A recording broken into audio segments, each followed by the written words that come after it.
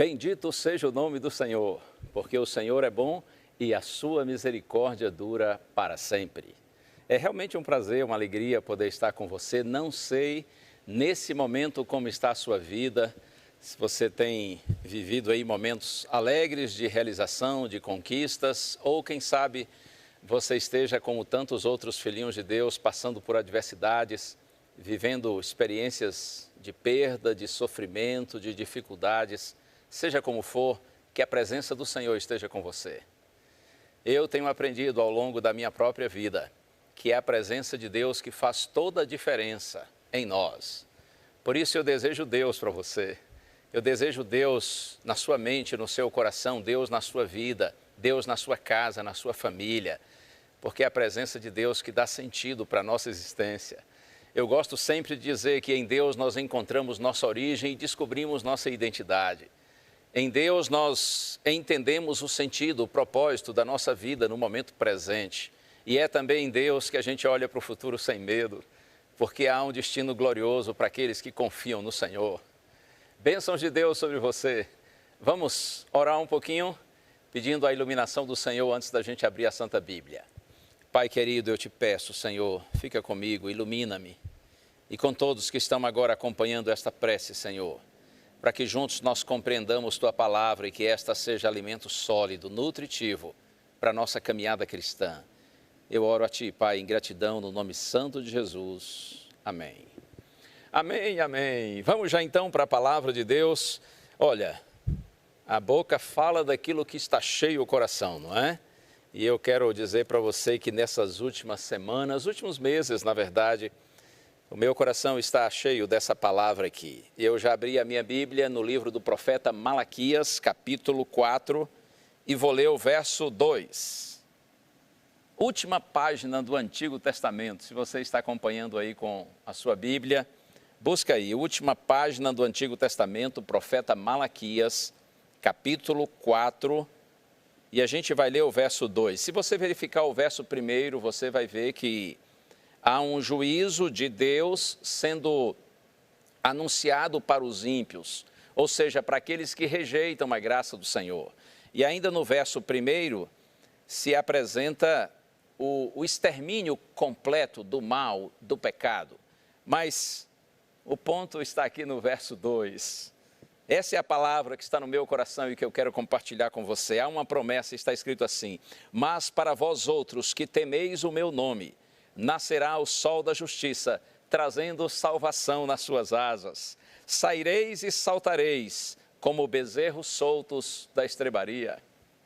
Deus diz para você e para mim, para nós todos, seus filhos, nós que tememos o nome do Senhor, e entenda que temer o nome do Senhor aqui não é ter medo de Deus, claro que não. Para vós outros que temeis o meu nome, diz o Senhor, temer aqui é no sentido de amar a Deus, de confiar em Deus, de crer em Deus, de reconhecer que Deus é Deus e colocá-lo no seu devido lugar, que é o primeiro lugar em nossa vida. Para você que ama a Deus, que crê em Deus, para você que reconhece que Deus é Deus, para você que reverencia, respeita e obedece a Deus, o Senhor diz assim: para vós outros que temeis o meu nome, nascerá o sol da justiça. O sol da justiça trazendo salvação nas suas asas. A gente não tem dúvida de que estas palavras do profeta Malaquias se constituem numa profecia messiânica, porque o sol da justiça é o Messias, o sol da justiça é o Senhor Jesus Cristo. Jesus, como diz João lá no seu Evangelho, no 1º capítulo, Jesus é a verdadeira luz que vinda ao mundo e ilumina a todo homem. Jesus é a luz do mundo. Jesus também é o Senhor, justiça nossa, Ele é a fonte de toda justiça. Então essa aqui é uma promessa messiânica. Aqui está sendo anunciado o nascimento e a vida do Senhor Jesus Cristo, a sua vinda para nos salvar. Por isso que o profeta diz: para vós que temeis o meu nome, nascerá o sol da justiça, trazendo salvação nas suas asas. Saireis e saltareis como bezerros soltos da estrebaria. Cerca de 400 anos depois do profeta Malaquias escrever estas palavras, o sol da justiça nasceu pela primeira vez nesse mundo. Nosso Senhor Jesus Cristo veio a essa terra para nos trazer salvação, é claro. Se você verificar lá na carta de Gálatas, capítulo 4, No verso 4 também, Paulo diz assim: vindo, porém, à plenitude do tempo, Deus enviou o seu Filho, nascido de mulher. E no verso 5 diz assim: nascido sob a lei, para resgatar os que estavam sob a lei, a fim de que nós recebêssemos a adoção de filhos de Deus.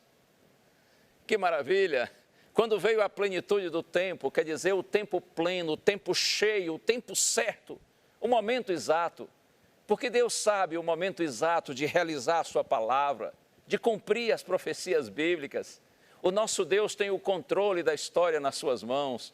Por isso que Paulo diz, quando veio a plenitude do tempo, o tempo certo, o tempo exato, Deus enviou seu Filho. E ele veio nascido de mulher, porque ele veio para tornar-se verdadeiramente homem. A humanidade de Jesus não era uma farsa.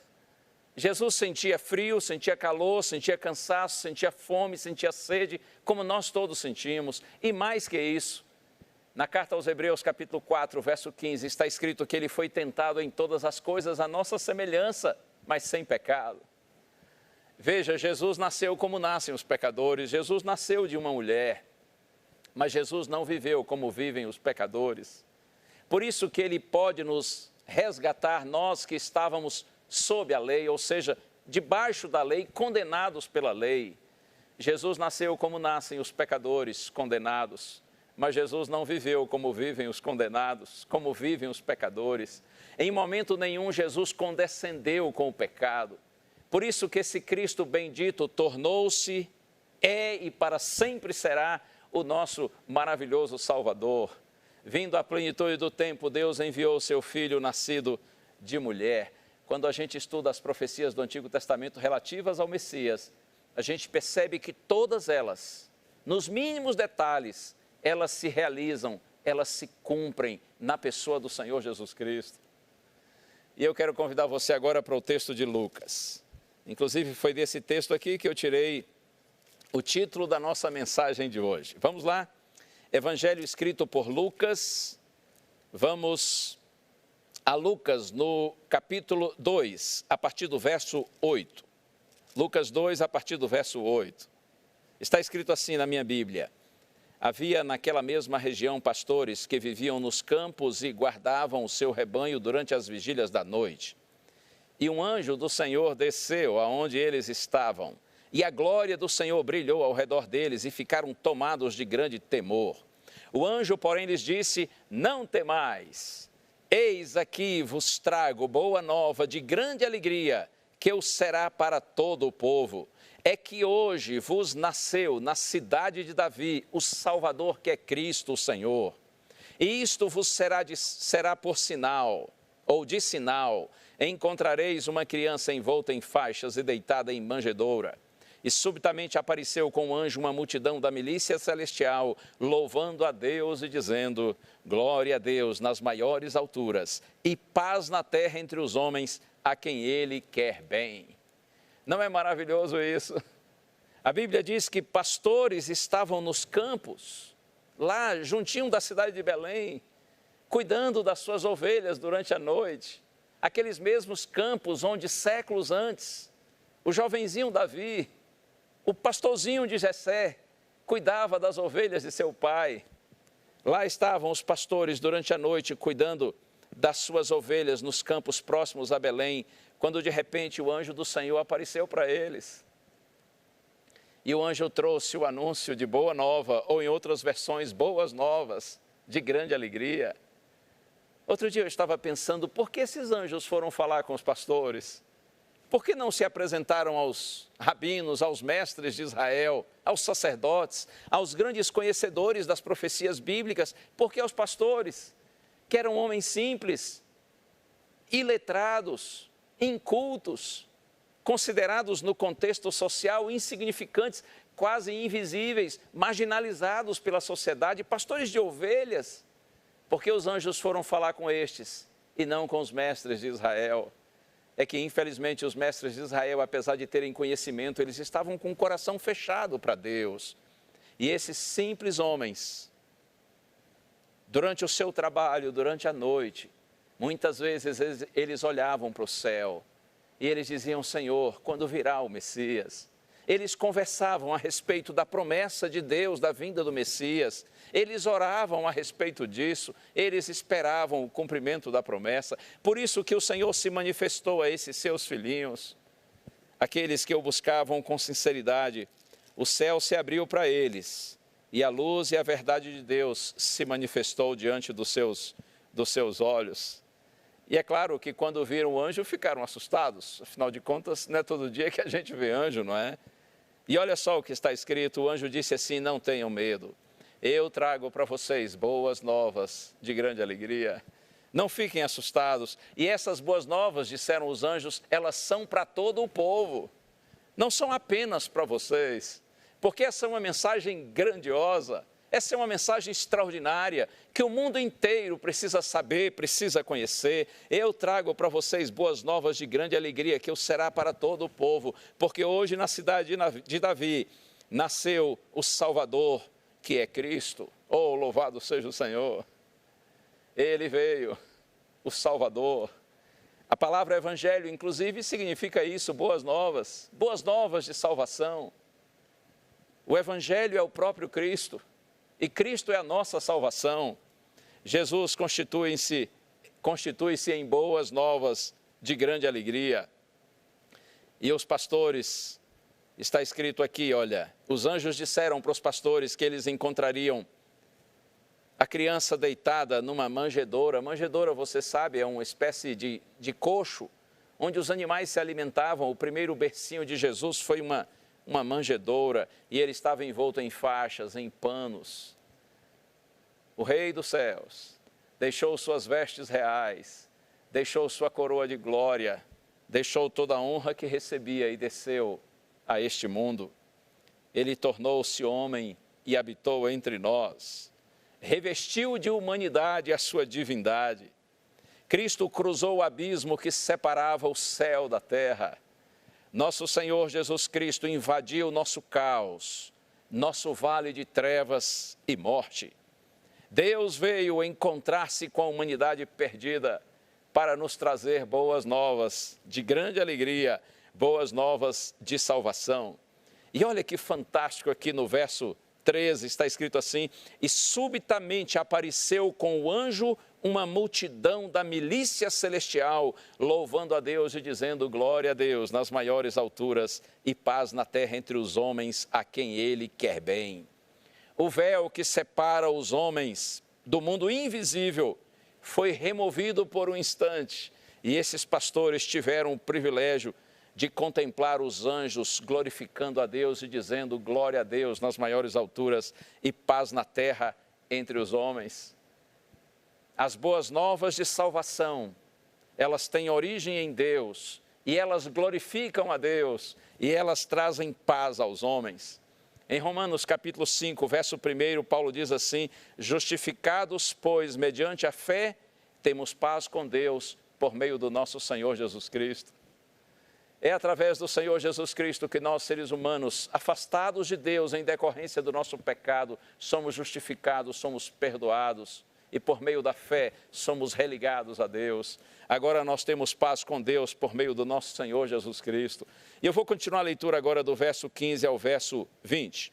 Lucas, capítulo 2, verso 15 em diante, está escrito assim: e ausentando-se deles os anjos para o céu, diziam os pastores uns aos outros: vamos até Belém e vejamos os acontecimentos que o Senhor nos deu a conhecer.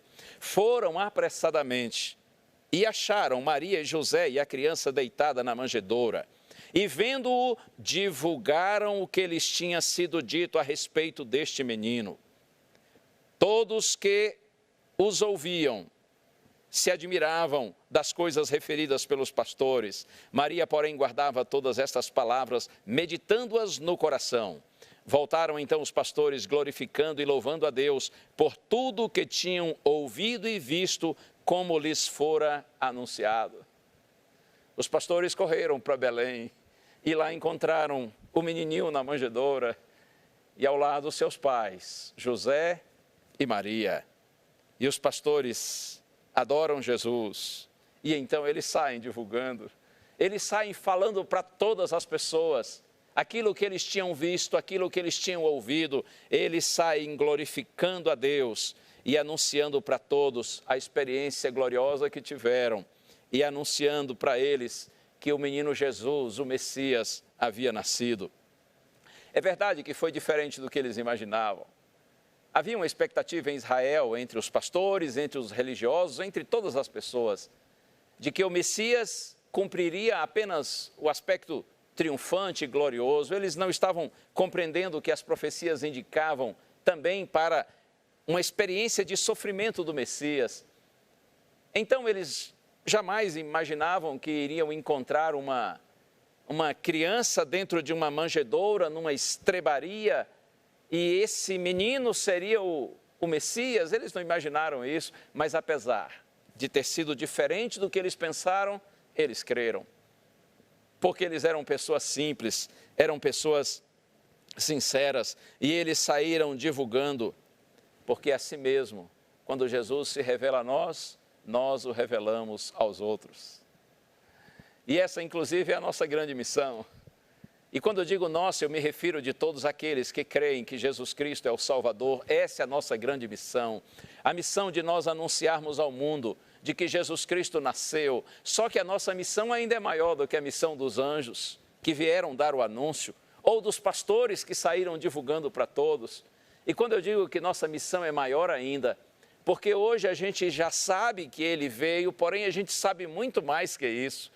A gente já sabe que Jesus viveu uma vida isenta de pecado. Por isso que ele pôde na cruz trocar, passar para nós o direito que ele conquistou de ter vivido sem pecado, o direito de vida, e receber o nosso castigo, a nossa morte por sermos pecadores.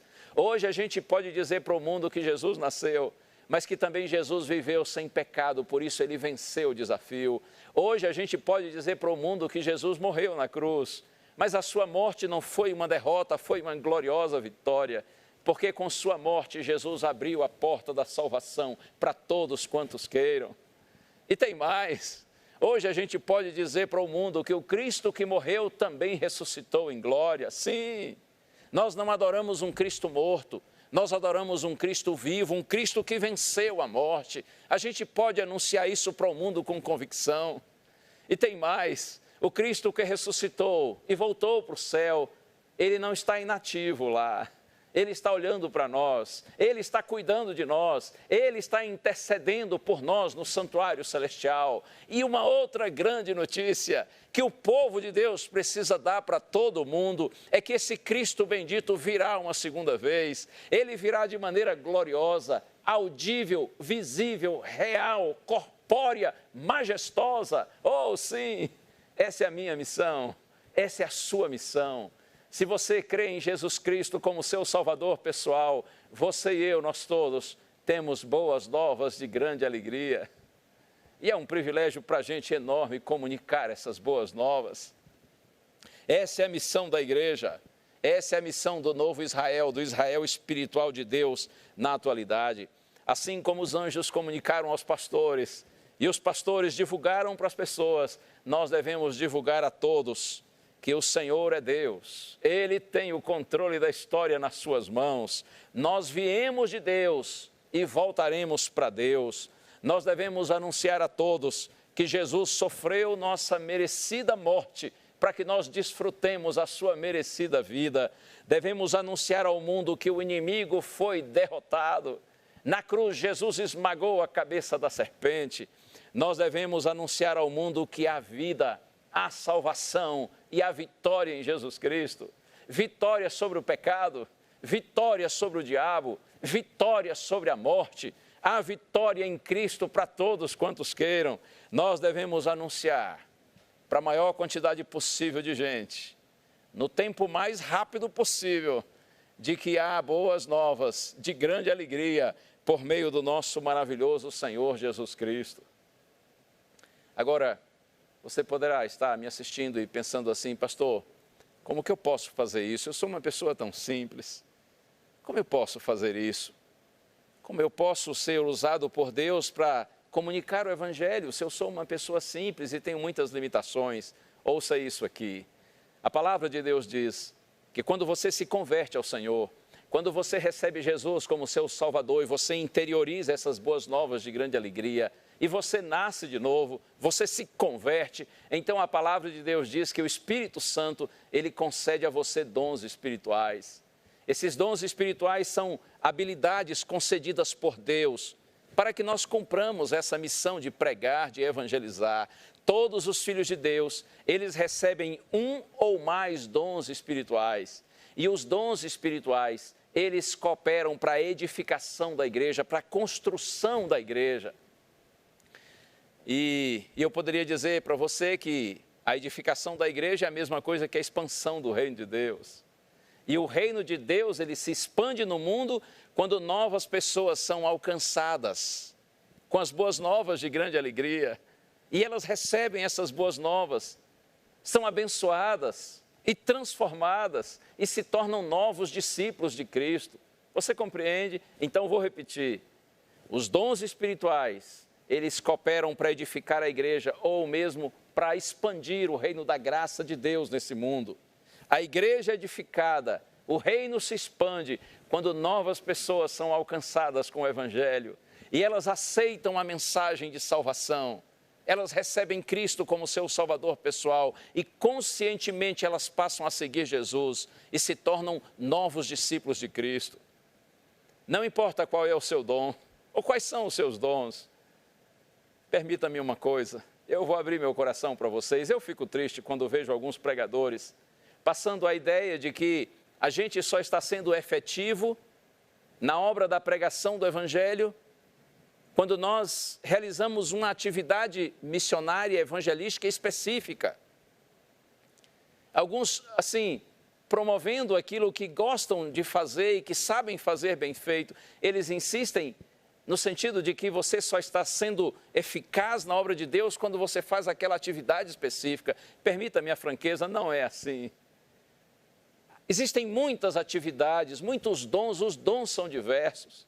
É claro que cada um deve usar o dom ou os dons que recebeu de Deus com uma intencionalidade clara. E qual é esse propósito claro e específico? É trazer novas pessoas para o reino de Deus. É salvar as pessoas, é colocá-las no caminho do Senhor. Mas para chegar a esse ponto, Deus pode usar ao mesmo tempo várias pessoas com diversos dons que somados cooperam para que uma determinada pessoa seja alcançada e tenha a vida abençoada e venha participar do reino de Deus. Cada um de nós deve fazer do seu talento, do seu dom, o seu ministério. E assim Deus vai usando cada um de nós. De vez em quando alguns me perguntam assim, pastor, como eu sei qual é o meu dom espiritual? E eu costumo dizer que para descobrir o nosso dom espiritual, a gente deve ter a sensibilidade de perceber o que a gente mais gosta de fazer nessa questão da pregação do Evangelho, do anúncio das boas novas de salvação. O que a gente mais gosta de fazer e mais tem prazer em fazer? E outra, o que a gente geralmente quando faz, percebe que faz bem feito? Assim você pode identificar o seu dom, aquilo que você realiza com prazer e faz com eficiência. Isso é um indicativo de que esse é um dom que Deus deu para você. E todos nós devemos usar os nossos dons com essa intencionalidade, que novas pessoas sejam alcançadas, atraídas, incluídas, incorporadas no reino de Deus, tendo a vida transformada e tornando-se novos discípulos do Senhor. E olha aqui uma coisa, a Novo Tempo está aqui para isso. Está aqui para unir-se a todos os filhinhos de Deus que fazem parte da igreja de Deus, espalhados pelo mundo inteiro. A Novo Tempo está aqui para isso. Para ajudar a igreja no cumprimento da sua missão de anunciar as boas novas de grande alegria para todo mundo. Inclusive, o programa que nós vamos ter, o especial que nós vamos ter a partir de segunda-feira, dia 20, de segunda, dia 20, ao sábado, dia 25, sempre das 9 às 10 da noite, esse especial, o encontro, ele está sendo preparado com muito carinho, com estudo, com oração, com o joelho no chão, para ser uma bênção para as pessoas que nos assistem, seja pela TV, seja pelo rádio, seja pela internet. Agora, observe uma coisa, e eu falo aqui especialmente para aqueles que já são membros da igreja, sejam adventistas ou de qualquer outra comunidade cristã. esse especial que vai começar segunda-feira, o encontro, não é um programa da Novo Tempo para a igreja. É um programa da igreja para alcançar os nossos parentes, nossos vizinhos, nossos amigos, que ainda não estão no caminho do Senhor como nós estamos. A Novo Tempo é apenas um instrumento que a igreja está usando para alcançar essas pessoas queridas. Vou repetir, lembre-se disso. O especial O Encontro, que começa segunda-feira, não é um programa da Novo Tempo para a igreja, é um programa da igreja para alcançar as pessoas que nós amamos e queremos levá-las para Deus. A Novo Tempo é apenas um instrumento que Deus está usando com esse objetivo. Com isso, eu estou querendo dizer para você que o nosso especial que começa segunda-feira não terá muito sentido se você não falar para as pessoas que você conhece, seus amigos, seus parentes, seus conhecidos e até para desconhecidos. Se você não anunciar, não chamar essas pessoas, não vai fazer sentido, porque o especial não é da Novo Tempo para a igreja, mas é da igreja para o mundo. Porque nós queremos levar a todos os filhinhos de Deus que estão espalhados pelo mundo boas novas de grande alegria, boas novas de salvação. O objetivo desse especial e de tudo o que acontece aqui na Novo Tempo, o objetivo maior é comunicar Jesus. Você compreende? Então eu peço encarecidamente a você, hoje à tarde, amanhã durante todo o dia, segunda-feira durante o dia, faça contato com seus amigos, seus parentes, seus vizinhos, com a maior quantidade possível de gente que você conseguir, diga assim, olha, a partir da segunda-feira, às 9 horas da noite, vai começar na Novo Tempo, seja pelo rádio, pela internet, pela própria TV, vai começar um especial chamado O Encontro, e vai ser lindo. E eu estou dizendo isso não é porque eu vou pregar, e nem porque os meus amigos do Quarteto Arautos do Rei vão cantar. Eu estou dizendo isso porque eu tenho certeza que o Senhor está conosco, Ele estará conosco, a palavra de Deus será anunciada, pessoas sinceras do Brasil e do mundo serão alcançadas. Sabe por quê? Porque o Espírito Santo está fazendo sua obra, o Espírito Santo está chamando homens e mulheres de todas as partes para que se reconciliem com Deus, porque está chegando o momento glorioso de nascer o sol da justiça, trazendo salvação nas suas asas. Vocês sabem que nesses dias, em decorrência de muitos fatores, e em especial por conta dessa pandemia, tem muita gente olhando para o céu e se perguntando o que está acontecendo. Outro dia encontrei um texto que está no livro Serviço Cristão, página 57. Esse texto chamou muito a minha atenção e eu penso que, a despeito de ter sido escrito há décadas no passado, são palavras muito atuais. Está escrito assim: em todo o mundo, homens e mulheres olham atentamente para o céu. De pessoas desejosas de luz, de graça do Espírito Santo, sobem orações, lágrimas e indagações. Muitos estão no limiar do reino, esperando somente serem recolhidos. É forte isso, não é?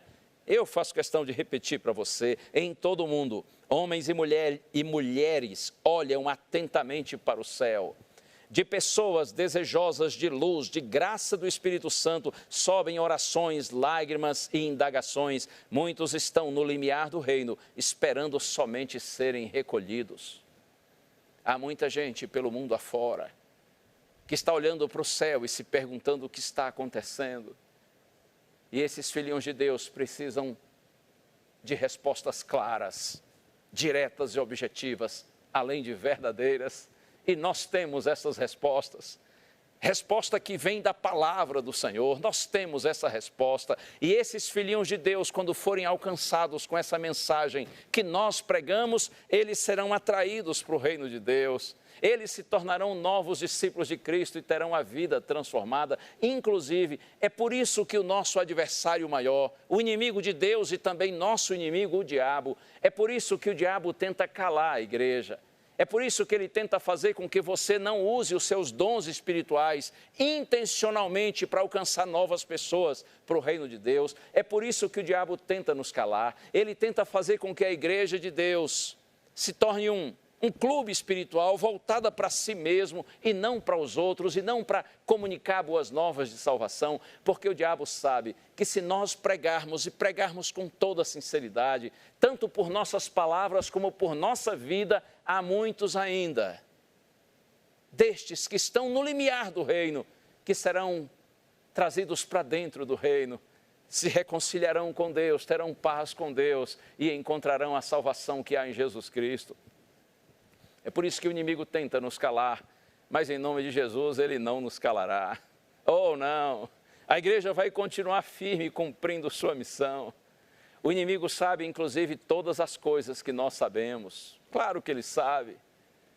Ele sabe que essas verdades bíblicas, se compartilhadas, transformarão a vida de milhões de pessoas. Por exemplo, o inimigo sabe o que aconteceu no Éden. Aliás, eu até disse isso há poucos dias no programa A Voz da Profecia, mas faço questão de repetir aqui. O inimigo sabe o que aconteceu no Éden, quando nossos primeiros pais foram ludibriados por ele. E, aliás, ele sabe que nós sabemos o que aconteceu mesmo antes do Éden, lá no céu, quando ele inexplicavelmente se rebelou contra Deus e do céu foi expulso.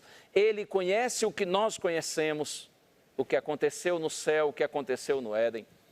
Mas o inimigo também sabe que nós sabemos o que aconteceu na cruz, quando Jesus esmagou a sua cabeça, a cabeça da serpente. O inimigo sabe que nós, filhos de Deus, temos compreensão dos dias atuais. Nós não estamos perdidos no meio da pandemia. Nós sabemos muito bem o que está acontecendo nesse mundo. Nós sabemos que as palavras proféticas estão se cumprindo. Nós temos consciência do tempo e do momento no qual nós vivemos. O inimigo sabe que nós também conhecemos o que está para acontecer no futuro próximo, quando o sol da justiça se levantará nesse mundo pela segunda vez e Jesus virá em glória e majestade para buscar a sua igreja. E o inimigo sabe até mesmo que nós sabemos o que ocorrerá depois dos 1000 anos, quando o mal será finalmente erradicado, aniquilado, e Deus estabelecerá novos céus e nova terra, nos quais habitarão justiça e paz, e aqui nós viveremos para sempre com o Senhor. Você compreende? O inimigo conhece todas as mensagens que nós conhecemos, e ele sabe que se nós comunicarmos essas mensagens para o mundo, milhões ainda se entregarão a Deus e obterão a salvação. É por isso que ele tenta nos calar, mas eu insisto, em nome de Jesus, ele não nos calará. Se Deus é por nós, quem será contra nós? Agindo Deus, quem impedirá? Eu gosto também das palavras de Jó, no capítulo 42 do seu livro, quando ele diz assim, que Deus tudo pode e nenhum dos seus planos pode ser frustrado, porque o Senhor tem o controle da história nas suas mãos. Quer outro texto forte? Salmo 60, verso 12. Em Deus faremos proezas, porque Ele mesmo calca aos pés os nossos adversários. É assim, tem adversários visíveis e invisíveis, mas nós não precisamos temer nenhum deles, porque em Deus nós faremos proezas. Em Deus nós faremos coisas impensáveis, inimagináveis, extraordinárias. Em Deus nós alcançaremos o inalcançável, nós realizaremos o impossível, porque diz Davi, Ele mesmo, nosso Deus, Ele calca aos pés os nossos adversários. Então vamos para frente, vamos comunicar as boas novas de grande alegria, sem medo e sem receio, porque a igreja de Deus será triunfante. Foi nosso Senhor quem profetizou, não é?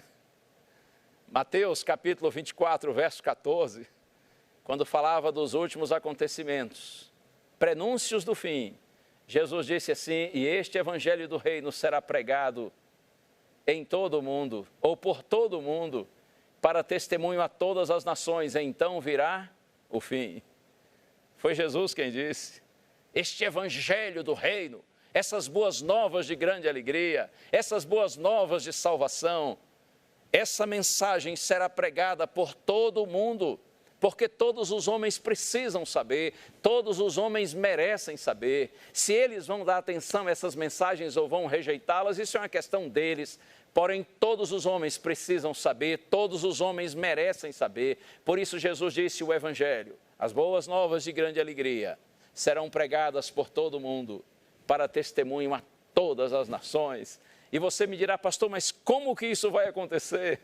Se as pessoas estão tão céticas, tão incrédulas, tão secularizadas, e outros que até poderiam receber as boas novas, vivem em países tão fechados para a pregação do Evangelho, como que a igreja vai conseguir evangelizar o mundo?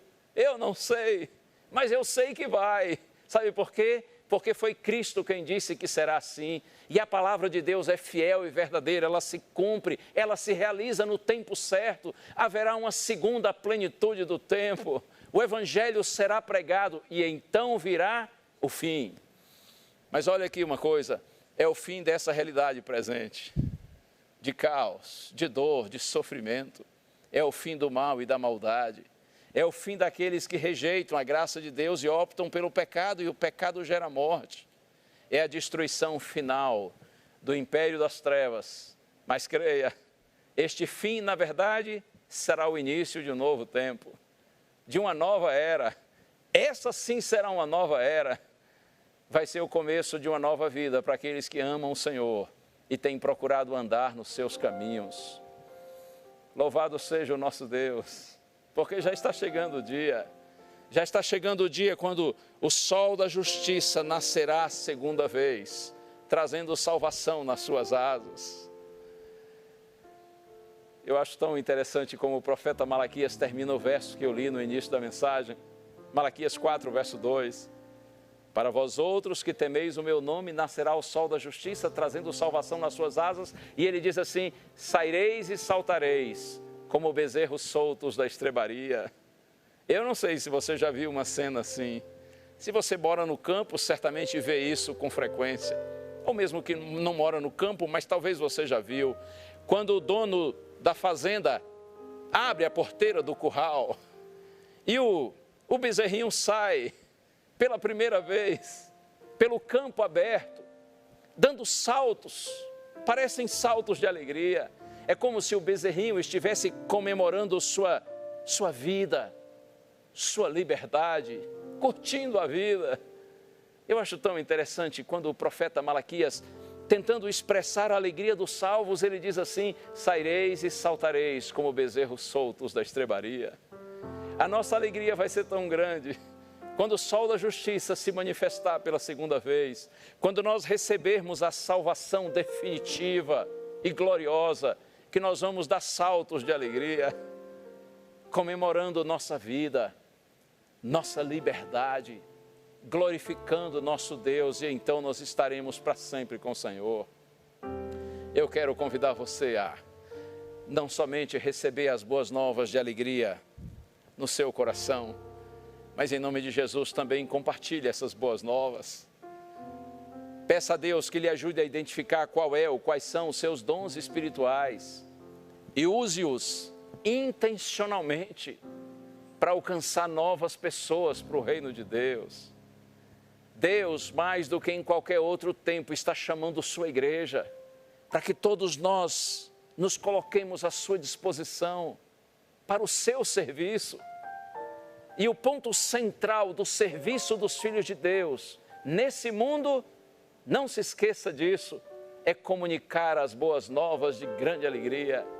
Porque por mais que façamos tantas outras atividades importantes, aqui está o centro, para o qual todos os nossos ministérios, departamentos e programas, objetivos, aqui está tudo para onde tudo se converge para esse centro aqui, e o centro é esse. Nós queremos levar as boas novas de grande alegria, para que pessoas sejam impactadas pela graça de Deus, transformadas por essa graça e também venham ser discípulos de Cristo, para que quando o Mestre se manifestar, estejamos todos entre aqueles que abrirão os braços para o céu e dirão, Senhor, Tu és o Deus a quem nós esperávamos. Deus use você no seu serviço. Agora a gente vai ter a alegria de ouvir o quarteto Arautos do Rei. Ouça com atenção essa música, Venha Servir.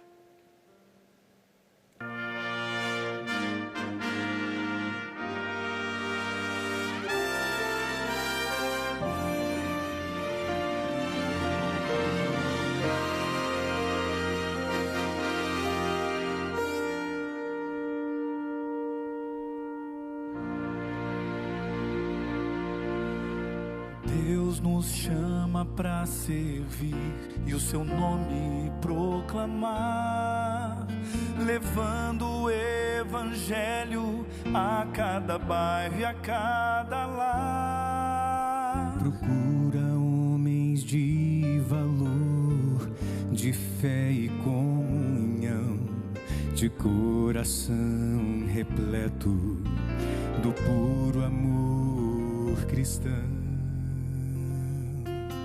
Deus não precisa de alguém de intelecto incomum e nem está buscando alguém só para ser mais um.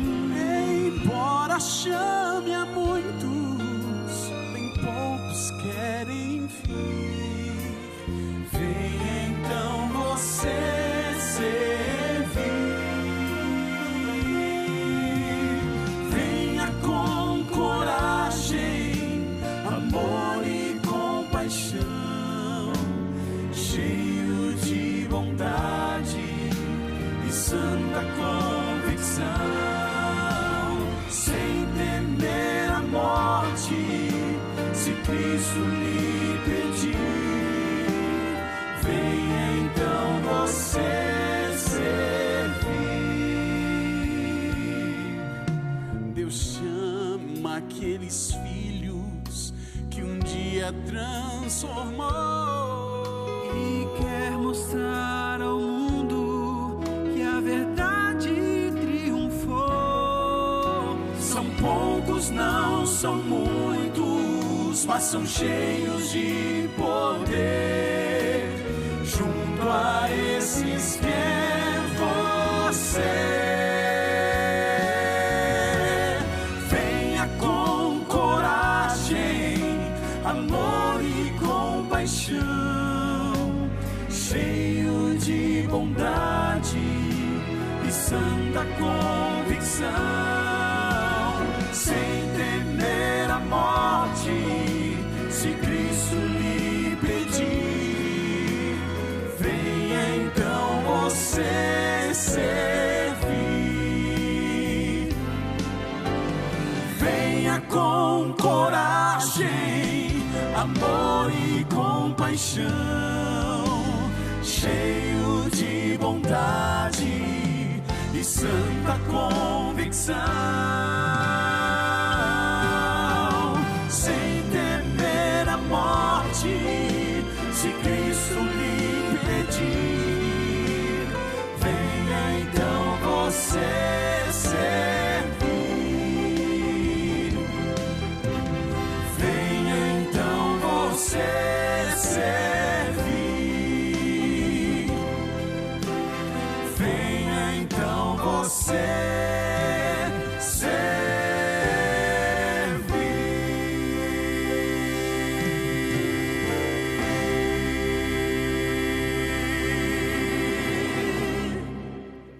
Se hoje eu estou aqui pregando para você e anunciando essa palavra, é porque o Senhor me colocou aqui e é a sua graça que tem me incapacitado a comunicar a sua palavra. Eu tenho certeza que Deus colocará você no lugar certo para usar o dom ou os dons que Ele lhe concedeu. E você fará isso com prazer, assim como eu prego aqui com tanto prazer. E você fará isso muito bem feito, porque Deus vai capacitar você, Deus vai usar você. Mas creia, para isso, você deve se colocar nas mãos do Senhor. A gente se encontra então na segunda-feira, pode ser? Às 9h, o Quarteto Arautos do Rei e eu esperamos você, mas a gente não quer ver você sozinho aí. A gente quer ver também seus parentes, seus vizinhos, seus conhecidos, seus amigos. Peça a Deus agora que use você, para que você saiba compartilhar a sua palavra e chamar as pessoas. E pela graça de Deus, na segunda-feira, a gente vai ter esse momento maravilhoso, o encontro. Posso orar com você agora? Vamos orar juntos ao Senhor. Pai querido, eu te peço, Senhor, por tua graça, abençoa todos, Senhor, todos os teus filhos, espalhados pelo Brasil e pelo mundo que oram comigo agora, Senhor, para que o Espírito nos Ajude a compreendermos e conhecermos qual é ou quais são os nossos dons e que Ele nos capacite a usá-los para a Tua glória, a fim de que novas pessoas sejam alcançadas para o Teu reino e conheçam as boas novas de grande alegria e tenham Jesus como seu Salvador pessoal. Nós nos colocamos, Pai, nas Tuas mãos, agradecidos, em nome de Jesus. Amém.